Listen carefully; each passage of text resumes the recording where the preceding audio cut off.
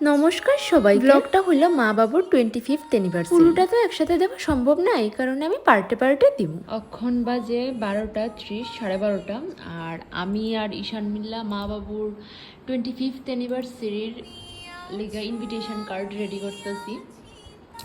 তো অ্যাকচুয়ালি আজকে এখন যেহেতু 12টা বাজে গেছে, আজকে 12 তারিখ, আজকেই তার অ্যানিভার্সারি, কিন্তু কিছু প্রবলেমের কারণে বাড়িতে আমরা সেলিব্রেট করতেছি এটা 15 তারিখে, যেহেতু 25th অ্যানিভার্সারি।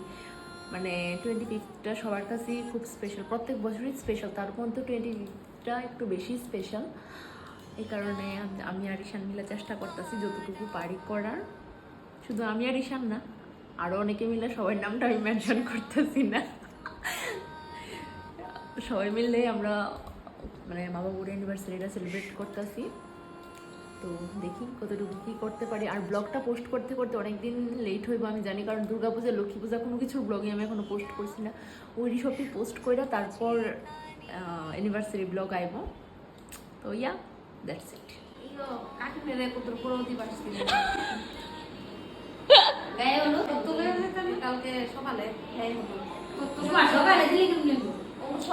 আর ছেলের গায়ে ছোয়ানো হলুদ, তারপরে মেয়ের গায়ে দিতে লাগে না সকালবেলা। ওইও 7টার সময় হলো। আচ্ছা ঠিক আছে ঠিক আছে। অনুকিলি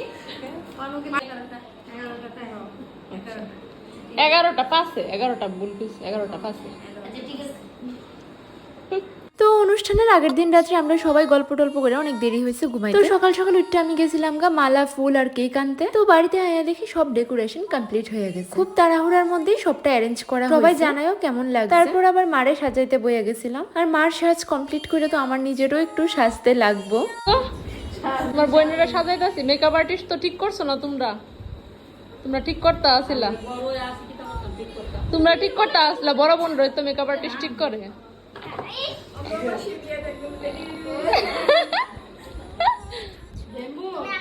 এই হইলো আমার ফাইনাল লুক। তোমরা সবাই কইও মারে কেমন লাগছে। সিম্পল ভাবে সাজাইছি, আর মা তেমন বেশি সাজতেও চায় না।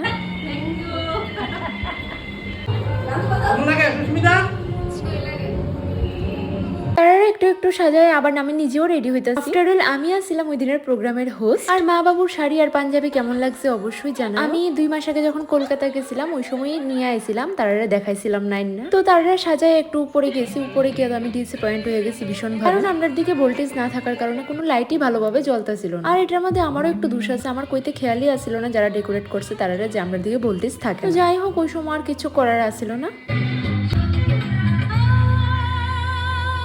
তো এই ব্লগটা এই পর্যন্ত, পার্ট 2-তে বাকিটা দিমু। বাই।